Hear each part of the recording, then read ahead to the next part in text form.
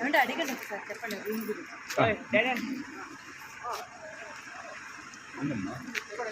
కింద double bed ఒక room ఉంది, కానీ అక్కడ వెస్ట్రన్ లేదు, ఇండియన్ ఉంది. అబ్బో లేవు. మనం టాయిలెట్కి మనం పైకి వచ్చేసేయచ్చు.